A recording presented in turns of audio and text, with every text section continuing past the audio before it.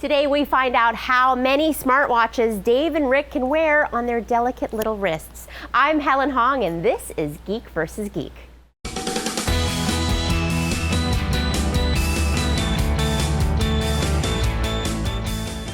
Hey guys, guess what time it is? It is time to talk about smartwatches, which is why you guys are wearing like 18 of them. Yeah, Dave, why do you think it is that so few people have purchased smartwatches?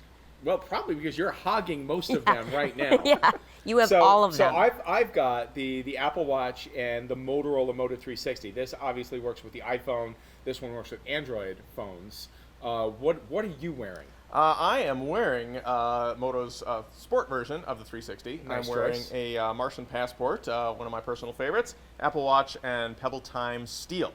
How are they different? So a Pebble and a Martian Notifier can both work with Android and with iOS, which is kind of nice because a lot of people don't like to be locked into one or the other.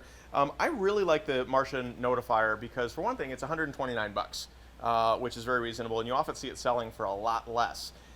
It does one thing, aside from tell you the time. It actually looks like a traditional watch, except for a little screen here. It gives you notifications, hence the Notifier name. Wow. When you get a text message or a phone call, it buzzes and it displays a little who's calling, who's texting on the screen. That's all I need. And that's kind of your thing, right? That is my thing. You want just like a little one-line notification. Right. You know, I'm sorry. This is driving me insane. I have to take this off. But, so I'm much more interested in, I like God. Tech God. Is that a word? Can I say that? You just made it a word. Right. I want a computer on my wrist. Yeah. I want to, like this has a beautiful watch face, but also you swipe around, you get notifications, you can interact with apps, and hopefully you can press a sequence of buttons to turn yourself invisible.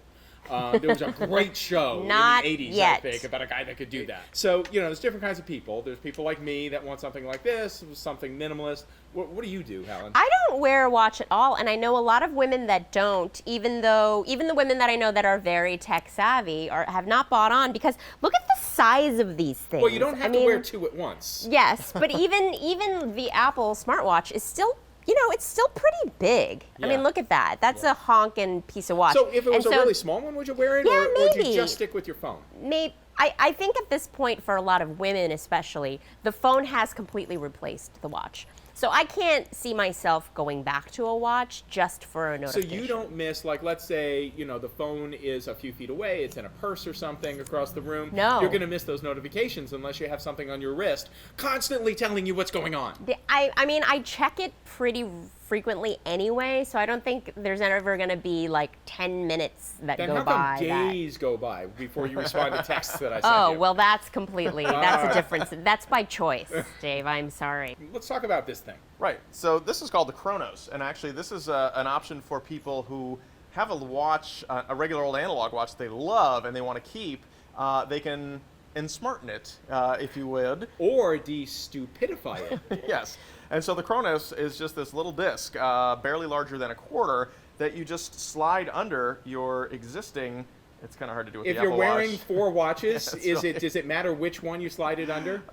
Take your pick. So you slide it under your existing watch, and so it's actually sticky. So you put it under the watch, and it stays there. Right, and Cool. so it's paired with your phone, and so anytime you get a text message or a phone call, it will vibrate, so you feel it, and it will also flash lights in one or more colors, so you can actually color code it to who's calling or what kind of message is coming in.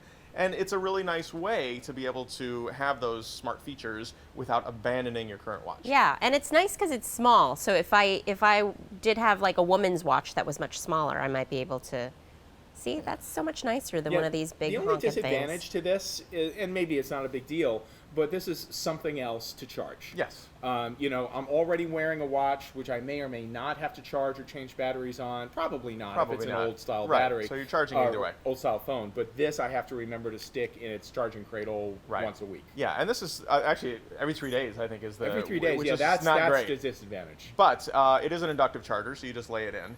And it's $99. So as far as being able to get into the whole smartwatch category, it's a relatively low point of entry. So what do we take away from all this? We take away that smartwatches as they exist today are not there. They need to get smaller, they need to get better, they need to get smarter, easier, and less expensive. And I would contend that unlike most areas of tech, This is one that is never going to appeal to everybody. There will, even 50 years from now, there will be a large body of people that never wear a smartwatch. Yes, agreed. I mean, I think there's a whole generation of people right now that have never worn a watch, ever.